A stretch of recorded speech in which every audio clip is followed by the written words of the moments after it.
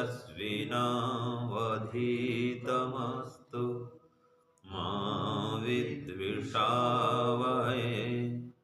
ओम शांति शांति शांति। हे ईश्वर, हम यह पठन पाठन आपको प्राप्त करने और कराने के लिए साधन के रूप में करने जा रहे हैं। इस कर्म को और इसके कर्म फल को भी आपको अर्पित करते हैं। ओम शांति शांति शांति। सबको सादर नमस्ते। तो हमारा वैशेषिक दर्शन का पाठ चल रहा है।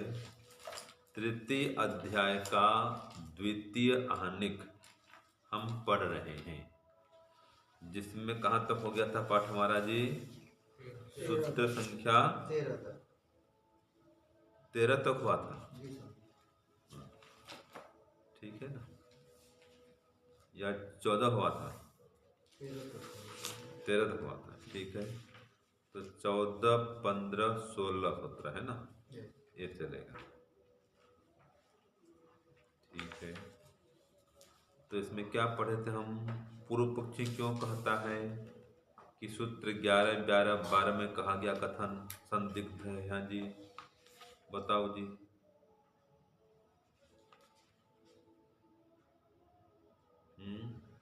देवदत्त जाता है, यज्ञदत्त जाता है, ऐसा कथन होने से शरीर का के ही गमन का कथन का ज्ञान होता है, इसलिए देवदत्त जाता है और यज्ञदत्त जाता है, ऐसा कहने से शरीर का बोध होता है। तो जो मैं हूँ कह रहा था और मैं हूँ से आत्मा का बोध होता है। ठीक है, तो वो कहता है देवदत्त की मैं हूँ, अहम अस्मि अहम अस्मि। लेकिन ये भी तो होता है, देखो ये देवदत्त जा रहा है। ठीक है, तो ये जो कथन है देवदत्त का कि मैं देवदत्त हूँ, ठीक है, ऐसे होता है ये देवदत्त जा रहा है और जाता कौन है? शरीर। तो इसलिए ये आत्मा और शरीर दोनों पर ये कथन हो रहा है, इसलिए वो कथन संदिग्ध है, ये इसने कहा पूर्व पक्षी ने। तो ये सूत्र कहाँ आया था? 13 में, 12, 13 इकट्ठा था। ठीक है, अब इसका समाधान करता है सूत्र 14 में कि जो मैं हूँ इस प्रकार का अनुभव है, ये आंतरिक आत्मा में होने से, शरीर में न होने से, यह आत्मा का ही प्रत्यक्ष है कि मैं हूँ। ठीक है, अब इसका सूत्र क्या है? बोलिए। अहमिति प्रत्यक आत्मनि भावात् परत्र अभावात् अर्थांतर प्रत्यक्ष। तो पहले प्रश्न लिखिए, मैं हूँ, मैं हूँ इनवर्टेड कॉमा के अंदर,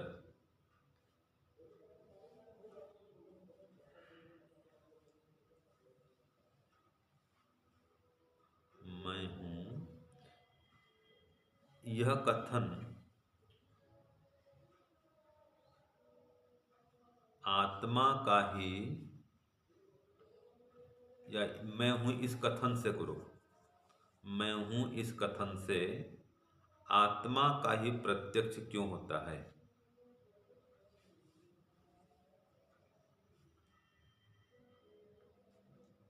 मैं हूँ इस कथन से आत्मा का ही प्रत्यक्ष क्यों होता है? तो उत्तर क्या आएगा सूत्र में कि अहमिति प्रत्यक आत्मनि भावात् और परत्र भावात् अर्थांतर प्रत्यक्ष। ठीक है, ये सूत्र का अर्थ क्या है लिखिए और उत्तर लिखिए। सूत्र क्या कह रहा है? उत्तर लिखिए, मैं हूँ इस प्रकार का अनुभव, मैं हूँ इस प्रकार का अनुभव आंतरिक आत्मा में होने से, मैं हूँ इस प्रकार का अनुभव आंतरिक आत्मा में होने से, अल्प विराम, या ऐसा करिए अल्प विराम मत दीजिए, आत्मा में हो, फिर से लिखिए, मैं हूँ इस प्रकार का अनुभव आंतरिक आत्मा में होने से और शरीर में न होने से, और लिखिए बस अल्प विराम की जगह में। तो क्या हो गया, मैं हूँ इस प्रकार का अनुभव आंतरिक आत्मा में होने से और शरीर में न होने से।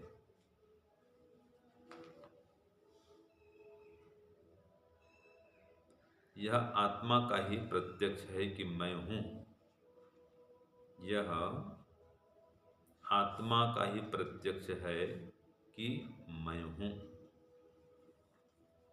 ठीक है जी, कमा भी चलेगा, वैसे अर्थ वही है निकलेगा। सार क्या निकला इसका, कि मैं हूं, यह जो अनुभूति होती है ना, ये आंतरिक आत्मा में होती है। मैं हूं, शरीर तरफ मैं हूं कहता है जी, तो शरीर में ऐसा अनुभव न होने से, तो यह आत्मा का ही प्रत्यक्ष है कि मैं हूं। आप जब भी कहते हैं मैं हूं, तो मैं कहने वाला ये मुंह है क्या, जो कह रहा है मैं, तो मैं वाला ये मुंह है, जीभ दांत ये सब मैं, ये सब मैं है क्या, या आंख कान नाक ये मैं है, या हृदय मैं है क्या, बताओ जी। हैं? हृदय नहीं, ये मैं कह रहा है, मैं कहने वाला ये मुंह है क्या, या आंख है मैं कहने वाला, कान है, या हृदय है मैं कहने वाला, तो मैं कहने वाला कौन, आत्मा। ठीक है, तो मैं हूं जो कह रहा है मैं हूं, तो मैं हूं कहने से खाली आत्मा को हटा करके आप देखो, एक एक अंग को देखो, मैं हूं कौन कह रहा है, क्या ये पेट छाती ये मैं कह सकता है, क्यों जी, पीठ भाग मैं कह सकता है, आंख या कान या नाक या मुंह, इनमें से कोई भी क्या मैं हूं कह सकते हैं, ये लोग अलग अलग करके देख लो, कोई नहीं कह सकते हैं। आत्मा अकेला कह सकता है मैं हूं। तो इसलिए कि मैं हूं, ये जो प्रतीति होती है ना, ये आत्मा का ही बोध कराती है, ये प्रतीति, जो अनुभव हो रहा है मैं हूं का, ये आत्मा का ही प्रत्यक्ष है। शरीर से भिन्न आत्मा का इसमें सिद्धिकरण होता है, सिद्धि होती है आत्मा की कि वो शरीर से अलग है। शरीर तो जड़ है भाई, उसमें मैं हूं ये कहने की होता नहीं है। यही बात देखो भाष्य में स्पष्ट कहा है कि अहमत इति प्रत्ययो बोध, देख लो भाष्य को थोड़ा छोटा सा है, अहम इति प्रत्ययो बोध स्वात्मनि भवति, कि मैं हूं, ये जो प्रत्यय है, प्रत्यय माने ज्ञान, बोध, ये स्वात्मनि भवति, आत्मनि माने अपने आत्मा के अंदर ये प्रतीति होती है, अनुभूति होती है कि मैं हूं। तो तस्मात् कह रहा है परस्मिन न भवति, इसलिए आत्मा से बाहर ये अनुभूति नहीं होती है।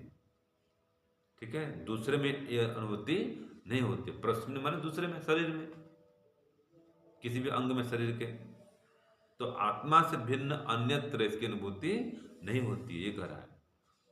ठीक है जी, और अर्थांतरम ही आत्मा तत्प्रत्यक्ष आत्म प्रत्यक्षो, जो अर्थांतर है, शरीर से भिन्न है, वो कौन है, अर्थांतर माने शरीर से भिन्न आत्मा, तो वो जो अर्थांतर है वही तो आत्मा है, अर्थांतरम ही आत्मा, जो शरीर से भिन्न है वही तो कौन है, आत्मा है, इसलिए कहा अर्थांतरम ही आत्मा। अर्थांतर माने, हाँ जी रुपेश जी क्या है, शरीर से भिन्न, लिख लो अर्थांतर मन से शरीर से भिन्न, यहाँ पर तो जो अर्थांतर है शरीर से भिन्न है वही आत्मा है। तो तत्प्रत्यक्ष आत्म प्रत्यक्ष, उसका जो प्रत्यक्ष है आत्मा का प्रत्यक्ष है, न शरीर प्रत्यक्ष, ये शरीर का प्रत्यक्ष नहीं है। तो शरीरम ही जड़म, शरीर तो जड़ है भाई, है ना, न ही जड़म इति अनुभूतिर योग्यता, तो ये जड़ पदार्थ में मैं हूं ऐसा अनुभव करने की योग्यता नहीं है। इसलिए जब आत्मा शरीर से निकल जाता है, शरीर तो पड़ा हुआ है ना, तो क्या मैं हूं कह पाता है शरीर, आत्मा के निकलते ही मैं हूं ये कथन तो कोई नहीं कर पाता ना, शरीर तो पड़ा है, अगर शरीर आत्मा होता तो मैं हूं तब भी नहीं कहता, कहना चाहिए। तो मृत शरीर में कोई मैं हूं की अनुभूति नहीं होती है, इसलिए जो मैं हूं की अनुभूति करने वाला कौन है? आत्मा है। तो शरीर में तस्य अनुभूति शून्यत्वात्, शरीर में उसकी अनुभूति शून्य होने से, शरीर में अनुभूति नहीं होती आत्मा की। आत्मा है तो आत्मा होगा तब मैं हूं, आत्मा निकल जाता है शरीर में, अनुभूति होगी नहीं आत्मा की, वो तो आत्मा है ही नहीं भाई, वो जड़ जड़ पदार्थ है।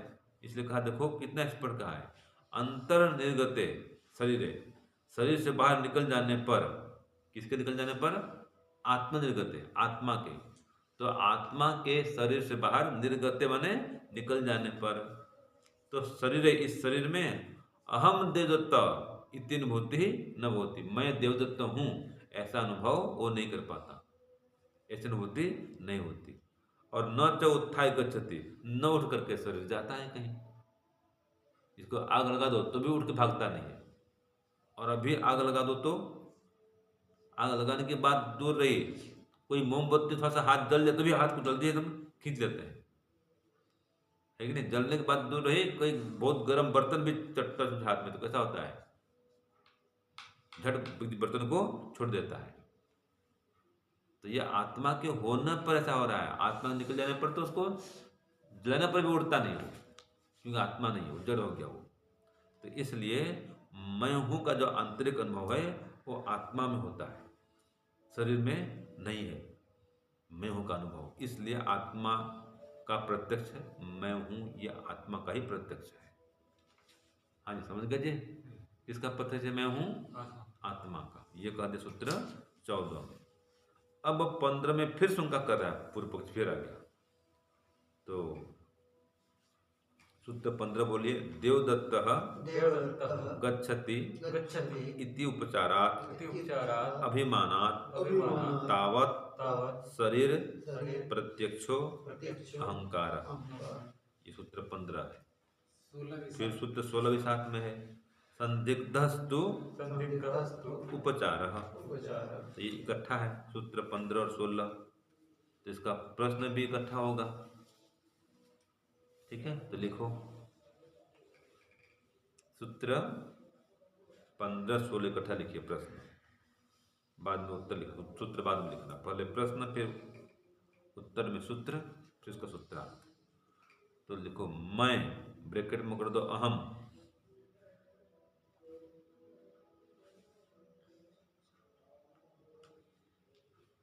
मैं बराबर अहम का व्यवहार संदिग्ध या अनेकांतिक क्यों है? संदिग्ध या अनेकांतिक क्यों है? ठीक है ना जी?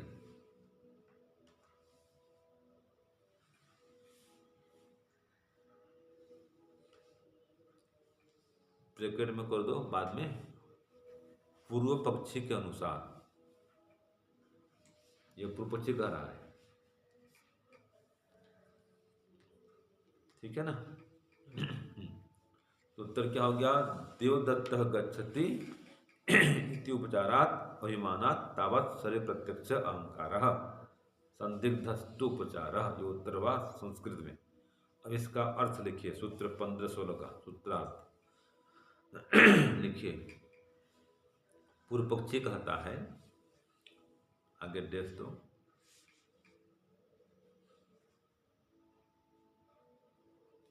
कि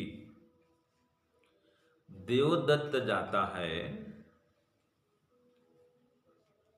देवदत्त जाता है, अब लिखो इन्वर्टेड कामा के अंदर, जैसे यह व्यवहार शरीर में होता है ना? फिर बोलता हूं, देखो, देवदत्त जाता है, तो जैसे यह व्यवहार शरीर में होता है ना, वैसे ही मैं गोरा हूं, मैं काला हूं इत्यादि व्यवहार भी, मैं गोरा हूं, मैं काला हूं इत्यादि व्यवहार भी इत्यादि व्यवहार भी शरीर में होता है।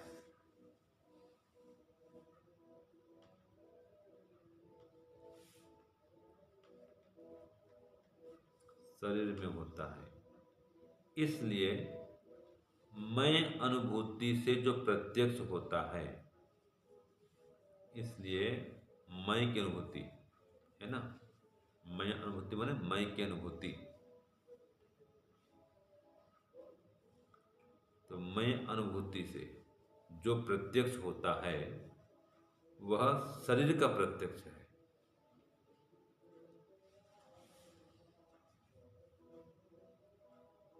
ये सूत्र 15 यहाँ तक हुआ। आगे इसमें 16 लिखो इसी में। इसलिए मैं का व्यवहार,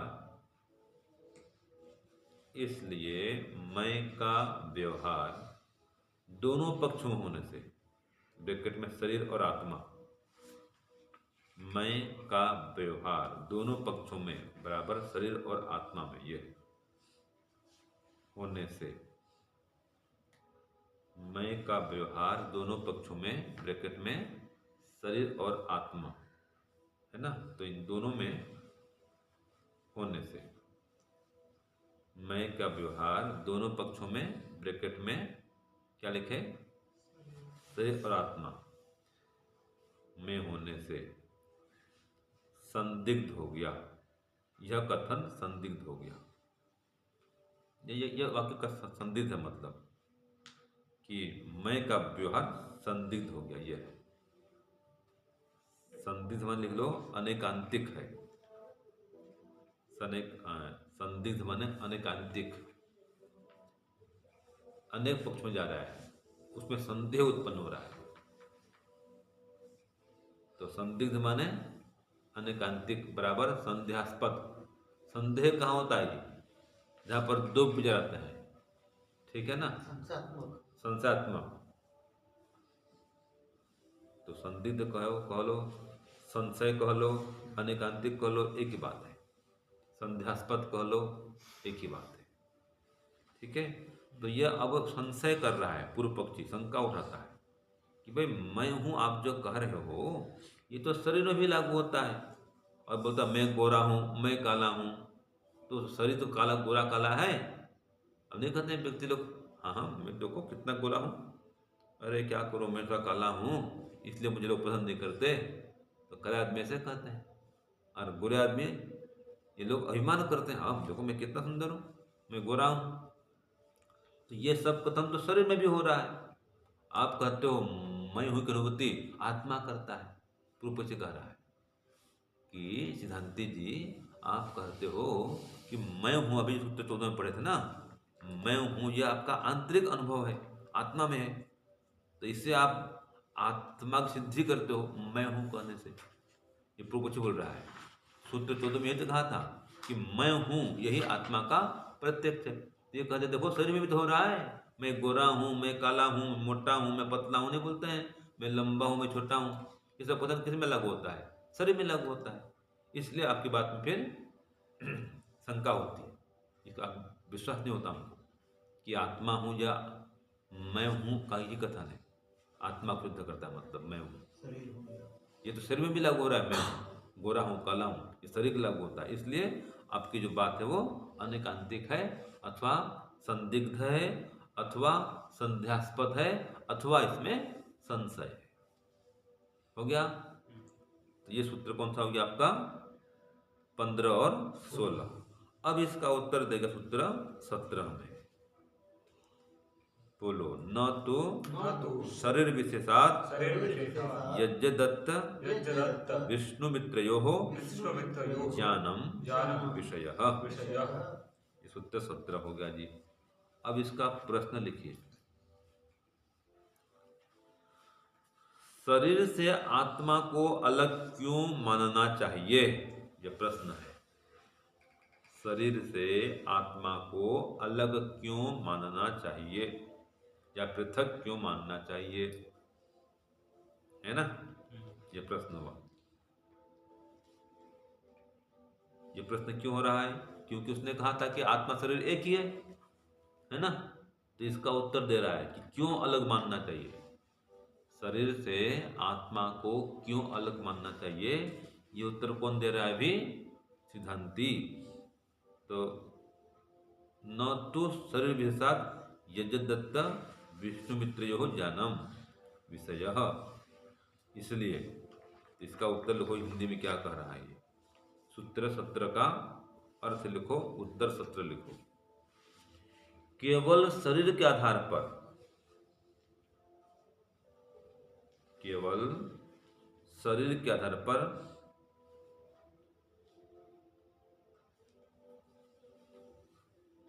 यज्ञदत्त और विष्णुमित्र के ज्ञान, अल्प विराम, यजदत्त और विष्णुमित्र का ज्ञान या विष्णुमित्र के ज्ञान कर दो। केवल शरीर के आधार पर यज्ञदत्त और विष्णुमित्र के ज्ञान, अल्प विराम, सुख दुख की अनुभूति, वो का करना, यज्ञदत्त और विष्णुमित्र का ज्ञान की जगह में का करो, ठीक है ना।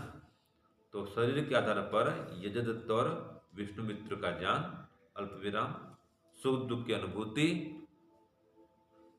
और या तथा इच्छा आदि गुणों का व्यवहार नहीं हो सकता, इच्छा आदि गुणों का व्यवहार नहीं हो सकता। इसलिए शरीर से आत्मा को अलग मानना चाहिए, इसलिए शरीर से आत्मा को अलग मानना चाहिए। यही था प्रश्न ना, कि शरीर से आत्मा को अलग क्यों मानना चाहिए। वो तो एक कहता है पूर्व पक्षी, तो उत्तर दिया सिद्धांति ने, भाई क्यों अलग मानना चाहिए। ठीक है, तो सूत्र फिर बोल दूं, अर्थ बोल दूं कि केवल शरीर का आधार पर देखो, ये शरीर को देख करके ही यज्ञदत्त और विष्णुमित्र का ज्ञान नहीं होता है। उसके ज्ञान की और उसके सुख दुख की अनुभूति खाली शरीर के रहने मात्र से नहीं होता है। और कह रहा है इच्छा आदि गुण भी, तो शरीर तो पड़ा हुआ है, खाली शरीर पड़ा होने से कोई इच्छा करता है क्या? क्यों जी, शरीर तो पड़ा हुआ है, क्या उसको खाली शरीर को सुख दुख की अनुभूति होती है क्या? जब तक आत्मा न हो उसमें सुख दुख की अनुभूति नहीं हो सकती है। फिर यह भी कह सकते हैं, मर जाने पर क्या बोलते हैं कि लाश को उठाओ बोलते हैं। ऐसे नहीं बोलते कि विष्णुमित्र को उठाओ, क्या बोलते हैं, लाश को उठाओ। शब्द बदल जाता है, देखा आपने, मैं उठाओ उठाओ, ऐसा उठाओ, लाओ लाश उठाओ, ऐसे बोलते हैं। उसमें कोई नहीं बोलता कि अमुक व्यक्ति को उठाओ, क्या बोलते हैं, लाश को जलाओ बोलते हैं। सुना आपने? इस मान लीजिए किसी का नाम मोहन है, तो मोहन को जलाओ नहीं बोलते हैं, क्या बोलते हैं, लाश को जलाओ बोलते हैं। तो उस समय ये नाम का कथन भी नहीं होता है। तो शरीर के आधार पर नाम कथन नहीं हो रहा, अभी आत्मा के आधार पर होता है। ठीक है ना जी। इसलिए शुद्ध की अनुभूति भी, इच्छा के गुणों का व्यवहार, ये सब आत्मा के आधार पर होता है, शरीर के आधार पर नहीं होता।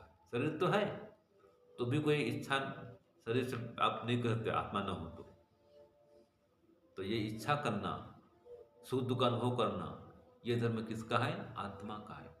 ये धर्म शरीर का धर्म नहीं है। इसलिए शरीर से आत्मा को अलग मानना चाहिए। तो ये रूप आदि गुण तो शरीर का है, ठीक बात है, गोरा काला होना, ठीक है, ये गौण कथन है। जो कहता है मैं गोरा हूं, मैं काला हूं, वो शरीर का कथन, ठीक बात है, लेकिन ये शरीर कथन हो रहा है गोरा काला। मैं बोलने वाला वो आत्मा है। गोरा काला शरीर होता है, मोटा पतला शरीर होता है। आत्मा तो मोटा पतला नहीं होता ना, आत्मा तो गोरा काला नहीं होता ना।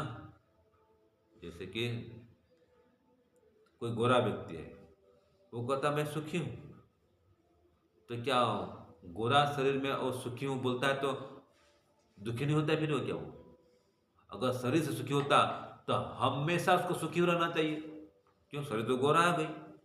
और काला व्यक्ति अगर दुखी रहता, काले होने के कारण से, तो हमेशा दुखी रहता, उसको भी सुख तो होता है ना। तो मतलब शरीर का गोरा काला होना ये सुख दुख का कोई परिमाण नहीं है, ये पैमाना नहीं है। कोई व्यक्ति सुखी है नहीं क्योंकि वो गोरा है, कि व्यक्ति दुखी है क्योंकि काला, ऐसा नहीं है। कोई रोग है, चोट है तो दुखी होता है व्यक्ति, वो चाहे गोरा हो चाहे काला हो, ठीक है नहीं। तो इसलिए यह आत्मा की अनुभूति जो है ये सिद्ध करता है कि मैं हूँ, यह आत्मा की अनुभूति है, या मैं हूँ ये सिद्ध करता है आत्मा को। और शरीर से ये सिद्ध नहीं होता। सुख दुख की अनुभूति, इच्छा आदि का होना, शरीर का गोरा काला होना ये शरीर सिद्ध करता है, यह आत्मा सिद्ध नहीं करता गोरा कालापन, क्योंकि आत्मा का अपना कोई रंग होता नहीं है, ठीक है। तो सूत्र भी आपको भाष्य भी का अंश भी बता दिया मैंने। तो सूत्र सत्र तक हमने पूरा किया। चलो, ओम शांति शांति शांति। सर्वेभ्यो नमः। सबको सादर